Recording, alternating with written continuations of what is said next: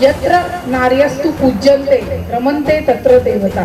जिथे नारीचं पूजन केलं जातं तिथे देवतांचा वास असतो. दुर्दैवी मानलं जातं. स्त्रीचा जन्म आजही दुर्दैवी मानला जातो. ती स्त्री आहे असं वाटलं मला. कारण काय झालं, मला तसे अनुभव आले. अंधाऱ्या कोपऱ्यामध्ये मुलाबरोबर अश्लील चाळे करताना कितीतरी वेळा मी पकडलेलं आहे. यत्र नार्यस्तु पूज्यन्ते रमन्ते तत्र देवता. जिथे नारीचं पूजन केलं जातं तिथे देवतांचा वास असतो. तर तुझं एक गोष्ट पटली की बरोबर आहे, कपड्यांवर सगळ्या गोष्टी डिपेंड नसतात. की एखादी आली छोटे कपडे घालून, बनियान आणि छोटीशी पॅन्ट घालून आली म्हणून त्या मुलीवर रेप होईल असं काही नाहीये. करायला नाही, चपलानी मारायचं, बोलवून मारायचं, घाबरायचं नाही. आपण घाबरतो म्हणून त्यांची हिंमत वाढते. डोळ्यात डोळे घालून बोलला तर त्याची पहिली आरती 50% हिंमत कमी होते. उरलेली 50% असेल तर किमान तुम्ही चपला तर काढू शकता. इथे उपस्थित सर्व महिलांना सर्वप्रथम माझ्यातर्फे हॅपी विमेन्स डे. जसं सुवर्णा मॅडमनी मगाशी चांगला विचार मांडला की वुमेन्स डे एकच दिवस का पाहिजे, तो 365 डेज असतो. इट्स ट्रू, खरंय. तो पूर्ण वर्षभर असतो. कारण आपण आपल्या सगळ्या जबाबदाऱ्या सांभाळून, मग ती होममेकर असून दे किंवा वर्किंग वुमन असून दे, आपण आपलं कुठचीही जबाबदारी कधीही बाजूला न टाकता सगळ्या जबाबदाऱ्या पार पाडत असतो. त्यामुळे 365 दिवस आपला वुमेन्स डे आहे. आता इंटरनॅशनल वुमेन्स डे का साजरा केला जातो हे मॅडमनी सांगितलं, सरांनीही सांगितलं की बाबा का केला जातो. मी ह्यात पडणार नाही. थोडं जास्त इतिहासात जाईल. आपल्या भारतीय संस्कृतीमध्ये एक सुभाषित आहे, सगळ्यांना माहिती असेल. खरंय, वैदिक काळापर्यंत या गोष्टी खरंच होत्या. वैदिक काळापर्यंत स्त्रिया ह्या पुरुषांच्या बरोबरीने होम हवन सर्व, इवन गुरुकुल, या सगळ्या गोष्टी स्त्रिया पुरुषांच्या बरोबरीने करत होत्या. त्यानंतर असं झालं, मध्ययुगीन काळ जसा सुरू झाला, जशा बाहेरची आक्रमणं सुरू झाली, म्हणजे शक असतील, हूण असतील, अजून मोगल्स असतील, सगळ्यांची जशी जशी आक्रमणं सुरू झाली तसतसं हिंदू धर्मावर संकट आलं. हिंदू धर्मावर जसं संकट आलं तसं हिंदू धर्मानी स्वतःच्या चारी भिंती आहेत या लोकांनी जास्तीत जास्त आक्रसायला सुरुवात केली. त्याच्यामध्ये असं झालं की विविध जसं जाती व्यवस्था जास्ती घट्ट झाल्या, त्याचप्रमाणे स्त्रियांना बाहेर पडणं किंवा स्त्रियांच्या या सगळ्या हालचालींवर निर्बंध आले. कशासाठी? केवळ आपला धर्म वाचवण्यासाठी. कारण की बाहेरची आक्रमण व्हायची, बायकांना उचलून न्यायचे, बायकांवर ते लोक पाशवी बलात्कार करायचे, ह्या सगळ्या गोष्टी होऊ नये यामुळे ते घट्ट होत गेलं. पण त्याचा प्रॉब्लेम असा झाला की पुढे जसजसं काळ उलटत गेला तसतसं ते अजून अजून अजून अजून अजून बायकांवर निर्बंध येत गेले. आणि सगळ्यात काळाकुट्ट काळ आपल्याला म्हणता येईल तो 1500-1600 पासून पुढे की मग बायकांना पडदा पद्धती आली, केशवपन आलं. केशवपन म्हणजे ज्या विधवा महिला होत्या त्यांचे केस काढून टाकले जायचे. का? तर तिने दुसरं लग्न करू नये किंवा तिच्याकडे दुसऱ्या कुठच्या पुरुषाची नजर जाऊ नये म्हणून तिला कायमचं विद्रूपित करणं. सती पद्धती सुरू झाली. ज्या मोठी मोठी घराणी होती त्यांच्यातल्या बायका सर्रास सती जाऊ लागल्या. या सगळ्या गोष्टी, आता तुम्ही म्हणाल की इतिहास का सांगतात, इतिहासामध्येच या सगळ्या गोष्टींचं मूळ आहे की पितृसत्ताक पद्धती कशी झाली.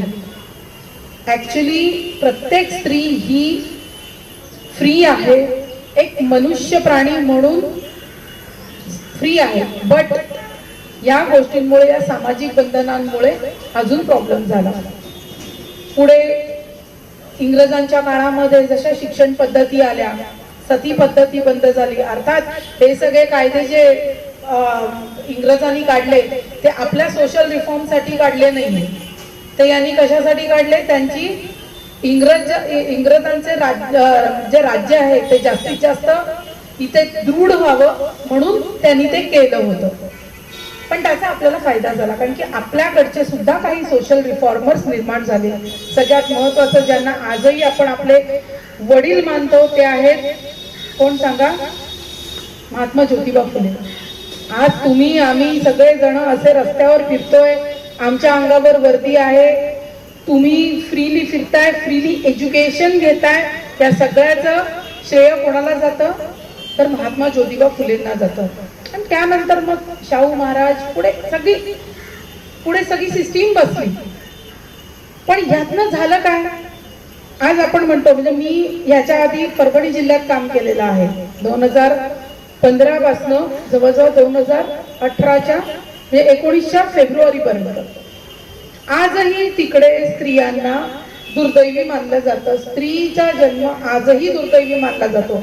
आज आपण इथे एवढे फ्रीली फिरतो, म्हणजे आपण एन्जॉय करतोय, आपण प्रत्येक आपले आई वडील आपल्याला तळहाताच्या फोडाप्रमाणे जगतात. पण आजही तिथे 6 वाजल्यानंतर तुम्हाला रस्त्यावर बायका दिसणार नाही, मुली दिसणार नाही. 7च्या आत घरात. म्हणजे असं नाहीये की तिकडे बाई दिसली की तिला उचलून नेतात. नो, मानसिकता, समाजाची मानसिकता. आजही मुलगा होण्यावर तिथे तेवढाच भर आहे. मी तिथे 3-3.5 वर्ष माझं काम नसूनही तिकडे मी प्रबोधन करायचा हाच प्रयत्न केला की तुम्ही कमी समजू नका स्वतःला, कारण स्त्री पुरुष यांच्यामध्ये तुलना नाही होऊ शकत. हे दोन्ही आहेत ना, हे पूरक घटक आहेत. एक जरी नसेल ना तरी दुसरा म्हणजे पांगळा नाही होणार, पण 100% कमी जाणवणार. तर it is not a competition. He competition नाही आम्हाला पुरुषांपेक्षा चांगलं व्हायचंय किंवा आम्ही, नो. पुरुष स्त्री हे दोन्ही देवानी जे निर्माण केलेलं आहे ते परफेक्ट आहे. फक्त आपल्याला एवढंच आहे की आपल्याला स्वतःमध्ये कॉन्फिडन्स निर्माण करायचा आहे आणि पुढे जायचंय. तिकडे मी मुलींमध्ये कॉन्फिडन्स जास्ती निर्माण केला. इकडे मी आता 2 वर्ष बघते, मला थोडस असं जाणवलं की इकडे मुली अतिरेकी फ्री आहेत. I am so sorry. आता तुझ्या मुद्द्यावर पण येईल बरं का, कपड्यांच्या त्याच्यावर पण येते मी. अति फ्री आहे असं वाटलं मला. कारण काय झालं, मला तसे अनुभव आले. अंधाऱ्या कोपऱ्यामध्ये मुलाबरोबर अश्लील चाळे करताना कितीतरी वेळा मी पकडलेलं आहे. त्याच्यामध्ये असं झालं की अर्ध्या वेळेला ती पोरगीच आमच्या अंगावर येते, तुम्हाला काय करायचंय, मी आली आहे, मी माझ्या मर्जीने आली. त्याचा काही दोष नाही, त्याचा काही दोष नाही. काय तुझ्या मग काढ तुझा आय कार्ड, दे तुझी बॅग, कुठे तुझ्या आई वडिलांचा नंबर. तसं म्हटल्यानंतर मग पाया पडतात. काय लक्षात घ्या, आयुष्यामध्ये ना प्रत्येक वेळेला महत्व आहे. आणि आपल्याला ज्या स्टेजेस दिल्यात लाईफच्या, त्या स्टेजेस मध्ये त्या स्टेजेसची कामं करणं फार आवश्यक असतं. आज तुम्ही ज्या स्टेजमध्ये आहात त्या स्टेजमध्ये अक्षरशः मान मोडून अभ्यास करा. ह्याचे डिव्हिडंड्स तुम्हाला पुढे मिळतील. ह्याचे डिव्हिडंड्स, कारण की ही जी मजा आहे ना जी आता दिसते, मी आय कॅन अंडरस्टँड. तुमचं वय आहे 16 वर्षाच्या पुढे, जे हॉर्मोनल चेंजेस असतात, ब्लास्ट होतात हॉर्मोन्स ते शरीरामध्ये. I know it is very tough to control. तुम्ही आज आहात म्हणून मी तुम्हाला आता स्पष्ट बोलते या गोष्टी, कारण जे दिसतंय ते मला फार विचित्र दिसतं. तर इथे आलेल्या मुली जरा चांगल्या, मला कपड्यांवर येईल मी आरामसे येईल. मला तुझं एक गोष्ट पटली की बरोबर आहे, कपड्यांवर सगळ्या गोष्टी डिपेंड नसतात. की एखादी आली छोटे कपडे घालून, बनियन आणि छोटीशी पॅन्ट घालून आली म्हणून त्या मुलीवर रेप होईल असं काही नाहीये. ऍक्च्युली सामाजिकताच बदललेली आहे. याला नुसतं तेवढंच नाही, तुमची इलेक्ट्रॉनिक गॅजेट्सही तितकीच जबाबदार आहेत.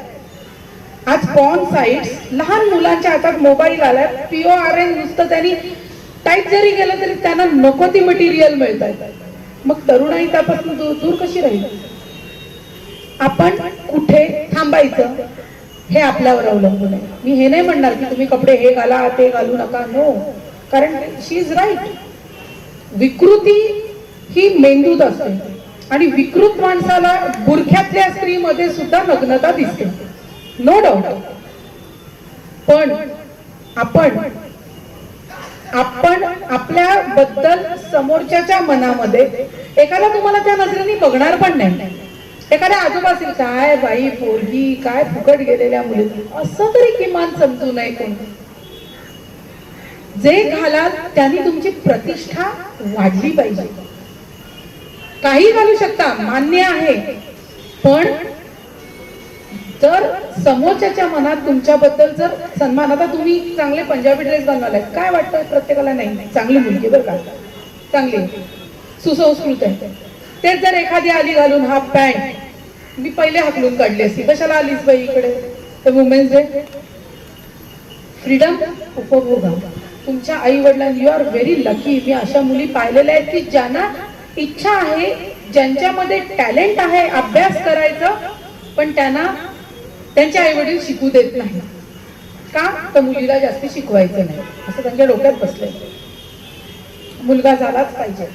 पण आज तुमच्याकडे तसं नाहीये, तर त्याचा तुम्ही फायदा उठवा, अभ्यास करा. हे तुमचं वय आहे की याच वयात तुम्ही काय करायचं ते डिसाईड करू शकता. पोलीस हा एकच पर्याय नाही. Anything you can do, anything, काहीही, पण जे कराल ते बेस्ट करा. मान मोडून अभ्यास करा, प्रयत्न करा. हे दिवस आहेत. नंतर काय होतं, लग्न झाल्यानंतर सगळ्या गोष्टी मिळून जातात आपल्याला, पण हा जो वेळ आहे हा पुन्हा मिळत नाही. सगळ्यांनाच लग्नानंतर करिअर करता येत नाही, शिक्षण घेता येत नाही, फार कमी असे आहेत. तर माझं एवढंच म्हणणं राहील की आलेलं स्वातंत्र्य आहे, त्याचा चांगला उपभोग घ्या, पण तुमच्या वेळेचाही सदुपयोग करा, अभ्यास करा, बी स्ट्रॉंग. बायकांवर अन्याय होतो वगैरे वगैरे, अन्याय पुरुषांवरही होतो, बरोबर आहे. मी असंही पाहिलेलं आहे, बायको मार मार मारते, पाहिलेलं आहे ना. पार म्हणजे बायकोच्या त्रासाने पागल झालेली माणसं सुद्धा पाहिलेली आहे. काय बरोबर ना, आहेत ना, तसे पण आहे. अन्याय हा व्यक्तीवर होतोय. आणि जर काही प्रॉब्लेम असेल, आता त्या मॅडम तुम्ही मला सांगा आतमध्ये येऊन काय प्रॉब्लेम झाला, we will sort it out. तर फक्त मला हे म्हणायचं आहे की आपल्यावर होणाऱ्या अन्यायाला अजिबात ऐकून घ्यायचं नाही. दुसऱ्या कोणावर होत असेल तर तो होऊ द्यायचा नाही. त्याच्यासाठी पोलीस यंत्रणा आहे किंवा अजून काही दुसरे मार्ग असतील तर ते होऊ द्यायचे नाही. तेवढं मात्र तुम्ही करू. तुझा जो मुद्दा होता दैनंदिन जीवनातील अनुभव खूप येतात. एक असा नाही सांगता येणार, पण तरी परभणीतले मी सांगू शकते काही, की एक महिला अधिकारी म्हणून मला लोक बघायला यायचे, स्पेशली बघायला यायचे की अशी कोण व्यक्ती आहे जी 3-3, 4-4 पोलीस स्टेशन एकटी तिच्या नवऱ्याचा आधार न घेता बघते किंवा कुठच्याही पुरुषाचा आधार न घेता बघते. आजही जर तुम्ही ग्रामीण भागामध्ये गेले, आपल्या नाही, कोकणातल्या नाही, शिक्षण आपल्याकडे जास्ती आहे, स्पेशली मराठवाडा, विदर्भ अशा ठिकाणी जिथे कमी एज्युकेशन आहे किंवा अजूनही जुन्या चालीरीतींचा पगडा जिथे जास्ती आहे, तिथे जर आजही गेला तर तिथे तुम्हाला असं बघायला मिळेल की कोणतीही सरपंच असेल, महिला सरपंच असेल किंवा एखादी ग्रामपंचायतीची एखादी सदस्य असेल, महिला सदस्य, किंवा एखादी नगरसेविका असेल छोट्या नगर परिषदेची, तर तिचा नवरा ऑन हर बिहाफ, तिचा नवरा, म्हातारी बाई असेल तर तिचा मुलगा, असे बघतात. त्या बायका फक्त अंगठे टेकवायला किंवा नॉमिनल जी सही शिकवलेली त्या करायला. आणि हे खरं आहे. तर ते बघायला यायचे की ही बाई आहे कोण, की जिला पुरुषाचं कुठच्याही प्रकारचा सपोर्ट नसून ती स्वतः एकटी सगळीकडे जाते, स्वतः एकटी सगळ्या गोष्टी करते. आता हे तुम्हाला आम्हाला काही वाटत नाही, बिकॉज मी पण इकडचीच आहे, मी पण पनवेलचीच आहे. तुमच्यासारखेच माझ्याही बाबांनी मला वाढवलेलं आहे, फ्री वाढवलेलं आहे. मुलगा किंवा मुलगी असा भेद नव्हता. त्यामुळे मला तिथे आश्चर्य वाटायचं की तुम्ही लोक बघायला काय येतात. किंवा रस्त्यावरनं फिरताना आमची पायी पेट्रोलिंग असायची, मी तिथे पायी पेट्रोलिंग ठेवली होती. संध्याकाळी जर काही इव्ह टीझिंग वगैरे काही असेल, छोटा भाग होता, पायी पेट्रोलिंगला निघाली की पब्लिक दोन्ही बाजूनी गर्दी करायची. मला आधी कळायचं नाही काय झालंय का काय. नंतर मला लोकांनी सांगायला सुरुवात केली पोलीस स्टेशनच्या, अहो मॅडम ते तुम्हालाच बघायला येतं. तर हा असा प्रकार आहे की बिईंग अ लेडी ऑफिसर अशा ठिकाणी की जिथे लेडीजना एक्सपोजर नाही, तिथे मला असा अनुभव आला. आणि इकडे असं काही नाही, इकडे ओके कारण की इथे प्रत्येक क्षेत्रामध्ये आपण शहर आहे, सगळ्या स्त्रिया all mostly working women and पण आहे, म्हणजे इथे पण बऱ्यापैकी चांगले अनुभव आहेत, तसा काही प्रॉब्लेम नाही. पण लेडीज जेव्हा स्पेशली माझ्याकडे येतात तेव्हा मॅडम तुम्ही एक स्त्री आहात, तुम्हीच समजू शकता, तर पुरुष समजू शकत नाही असं काही नाही. तर स्त्रियांची दुःख स्त्रिया समजू शकतात. माझा तर उलट म्हणणं आहे, म्हणजे माझ्याबद्दल नाही बोलत मी तुम्हाला, की स्त्रियांची दुःख समजूनच घेत नाही. आणि अनुभवाने तुम्हाला सांगते, मी अनुभवाने सांगते की जर एखाद्या सुनेला मुलगी झाली, आता शहरातले काही सन्माननीय अपवाद वगळून, बरं का, प्रत्येक गोष्टीला अपवाद असतात असं म्हणू नका की हे मॅडमचंच मत आहे म्हणून, नो, अपवाद प्रत्येक गोष्टीला असतात, चांगले वाईट सगळे. तर जेव्हा मुलगी होते ना तेव्हा सगळ्यात दुःख पहिले बाईलाच होतं. तिच्या आईला होत असेल, तिच्या सासूला होत असेल, तिला होतं, काय होतं माहितीये तिला दुःख, मुलगी झाली, आता काय माझ्यासारखा जन्म तिला घालावा लागणार का, झाली मुलगी, माझ्यासारखा नाही घालू देणार मी तिला जन्म, शांती वाढवीन तिला, का नाही. कारण ह्याच्या मागचं एक महत्वाचं कारण आहे, तुम्हाला पटतंय का बघा. जर स्त्री आर्थिकदृष्ट्या सक्षम असेल, स्वतंत्र असेल, तर ती बाई काहीही करू शकते. अशा बायका मी पाहिलेल्या आहेत. याच्या आधी सेल्स टॅक्स मध्ये होती मी, बऱ्याच डिवोर्सी स्त्रियांनी आपल्या मुलांना नोकरीच्या बळावर शिकवून बाहेरच्या देशात पाठवलेलं आहे, IIT ला पाठवलेलं आहे. लक्षात घ्या. म्हणून तुम्हाला सांगते, मान मोडून अभ्यास करा, हे दिवस पुन्हा येणार नाही. आणि मग कुठेतरी काहीतरी फालतू करून त्याला अर्थ नाही. कारण की कोणावर कशी वेळ येईल, नवरा सोडून देतो हा एक म्हणत नाहीये. एखाद्या बाईचा नवरा वारला, पण ती बाई जर सक्षम असेल, स्वतःच्या पायावर उभी असेल, she can face each and every challenge. कारण की आज किती नाही म्हटलं तरी पैशाचं सोंग घेता येत नाही. काही गोष्टी पैशाने शक्य असतात आणि त्या कराव्या लागतात. म्हणून मैत्रिणींनो, मी तुम्हाला सांगते, दिवस गेले नाहीयेत, अभ्यास करा, जेवढं आर्थिक मजबूत होता येईल तेवढं व्हा, स्वतः सक्षम व्हा, स्वतःचे प्रॉब्लेम स्वतः सॉल्व्ह करायला शिका. नाही तर आम्ही आहोत. Be strong. आणि हे छेडखानी आणि या सगळ्या गोष्टी आहेत, चपला आहेत ना आपल्या पायामध्ये, नुसत्या फॅशन करायला नाही, चपलानी मारायचं, बोलवून मारायचं, घाबरायचं नाही.